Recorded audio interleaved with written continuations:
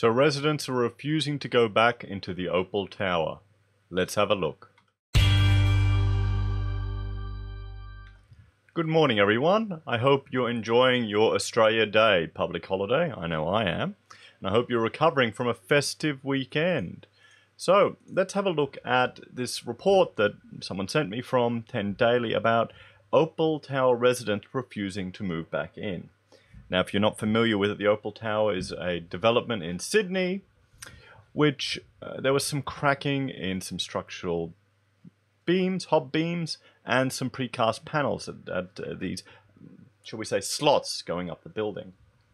And some people are afraid to return because apparently the cracking was very loud and it looks a bit scary. I've done another video looking at the actual investigative report done by the government commissioned engineers, and you can have a look at that and we'll read through the whole thing. So let's have a look. The builder of Sydney's damaged Opal Tower has stopped paying for temporary accommodation and food for some units now declared safe to be occupied, but some residents are refusing to move back in. Icon won't pay food or accommodation past Sunday for the residents of 74 apartments after the body corporate engineers, so these are the engineers engaged by the body corporates. They're not engaged by the government, they're not engaged by the builder or the developer. And, you know, Cardno, they're got a good reputation, declared those units safe to occupy. It is important to note that we are continuing to work with all the engineers to ensure all queries are thoroughly addressed and that the extent of apartments with actual remedial work is minimized, Icon said in a letter to residents. So the damage is in some of these apertures here. Now, what the government engineers called for was before, because they couldn't comment on the ability for people to reoccupy the apartment, they called for an independent third-party assessment. Now, you'd have to argue that engineers hired by the body corporate would be independent third party. They're not on the side of the builders. They're not on the side of the government. Well, hopefully they'd be representing the best interests of the building occupants. So if they were going to say that they're safe to occupy, you'd have to say, well, they've got no bias to not say that. If anything, you know, they'd want to drag it out. Not that I'm saying they would. They'd want to drag it out to get more fees. But, you know, they're engineers, they're professionals. If they did that, then they'd get deregistered. So it's approximately 65% of the apartments are ready to be reoccupied now. Now, that doesn't mean that all of the other apartments are just dilapidated death traps for people, like a zombie apocalypse crumbling down. It probably means that they're doing remedial works. They're repairing, re-strengthening either the concrete beams, or have to replace panels, have to do concrete cutting, drilling, all the horrible noisy work that'll just vibrate in these adjoining apartments. So they can't, well, they don't want people to occupy them. Other residents will be able to stay in hotel accommodation until at least Wednesday. But some residents are refusing to move back into the building until all construction works are finished. Well, that's fair, because you didn't want to live in a construction site. I mean, you've got to understand that the builder is paying essentially, you know, liquidated damages. That can't be a punishment. It just needs to be a fair and reasonable cost. You can write whatever you want in the contract what liquidated damages are, and then the judge can just throw it out going, no, that's not fair and reasonable. It's going to be this. So if the building is safe to occupy, the residents can go back in, is it fair and reasonable for the builder to pay for accommodation off-site and for food and other expenses? Would it be fair and reasonable maybe to compensate the occupants of the building for the loss of amenity of certain portions of the building that they couldn't use? Let me know what you think in the comments, guys. I think that would be the argument that I'd be putting forward.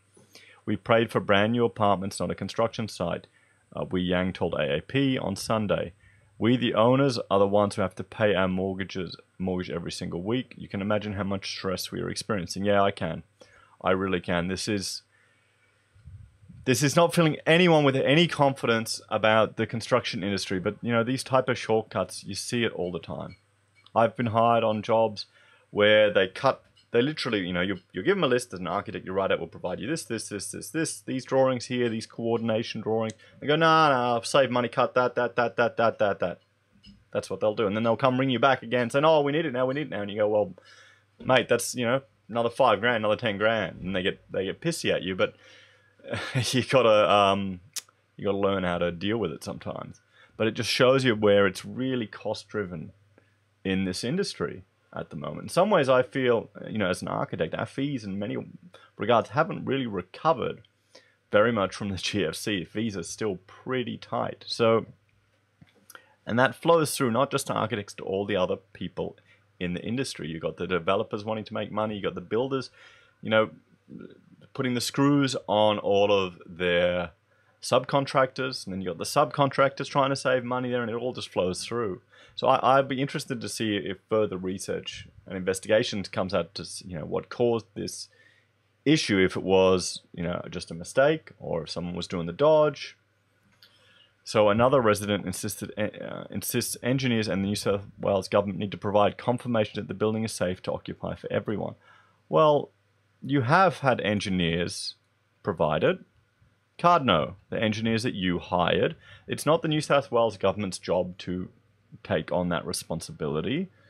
They said a third-party engineers need to do it, and they have. So we can't move back into the construction site yet. Yo-Yo Mummy LZ wrote on Facebook. Is that a real name? Design Engineers WSP on Thursday said it had established a reoccupation schedule for apartments that are physically remote from repair, strengthening work, or propping. So that means that they hopefully shouldn't have to encounter any of the sound or issues associated with that.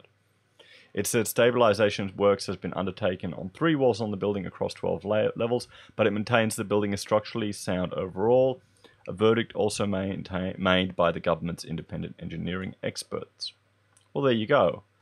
So I can understand why people don't want to move in there, because they're not really getting what they pay for with regards to amenities. So they need to take action against the developer.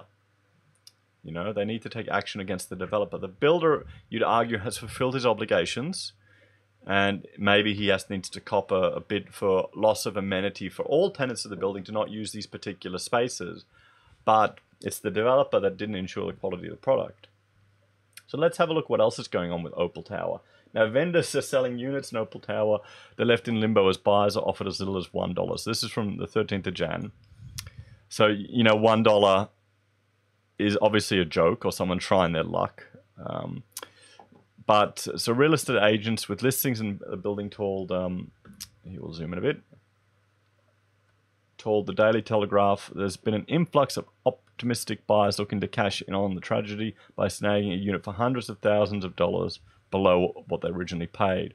Homeowners and tenants were evacuated on Christmas Eve after cracks were found throughout the building, with fears it could collapse. No. Well, I think the fears that it could collapse were probably a bit more hype from the media. A few cracks in some panels here.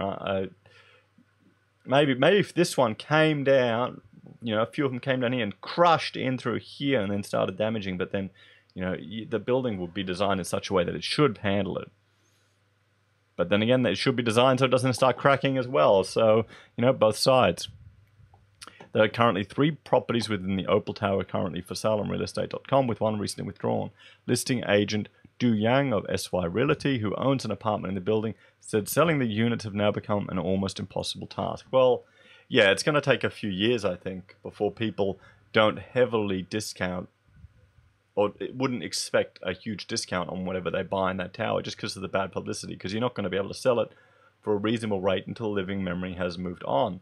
And this is a big deal in Australia, so I think at least, I don't know, a year? How long do you reckon this will last? Mr. Young has even been hit with backlash for attempting to sell the properties, even though they were listed prior to any knowledge of the building's problems. Yeah, of course. One buyer inquired about a property, immediately withdrew their interest after finding out it was in the tower. Oh, sorry, didn't know this property was in the Opal Tower. Not interested in that building, thanks. There you go. It looks nice in here. Another prospective buyer said they were withdrawing my $400K offer for the property. I do think even at $400K the price is too high. $400K for a property in there must be a 1-bedroom studio or something. There were also less realistic inquiries that Mr. Yang receiving an offer of just $1. Considering all the controversy lately, how about I make you a deal, $1, take it or leave it, the email read. As an owner in the building, Mr. Yang said the experience has left him unable to sleep. He has so far received no compensation and, like other landlords, is likely to struggle to find tenants or offload his investment for even close to what he originally paid.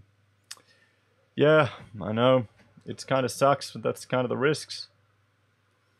Mr. Yang said he would likely have to stump up the mortgage out of his own pocket as well as paying a mortgage on his own house. Well, you know, guys, maybe you need to sell the house and move into the apartment. This is meant to be the Australian dream, and now it's become the Australian nightmare. Yeah, it has. It really has. It's like having a lottery ticket. I won't buy anything in Sydney ever again. And you're a real estate in Sydney, that's worrying. Sean Thompson of property valuation firm Heron Todd White said that while unit values in the tower had taken a significant hit, they would likely recover over time if the problems were fully rectified.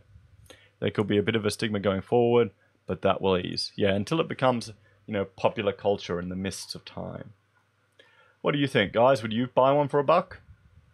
You know, I mean, it looks like a nice tower. I wouldn't want to pay the body corporate fees that are going on in a building like that right now, particularly with this damage. One thing that's interesting is Labor's new proposed changes to, not liquidated damages, not fringe benefit tax, not capital gains tax.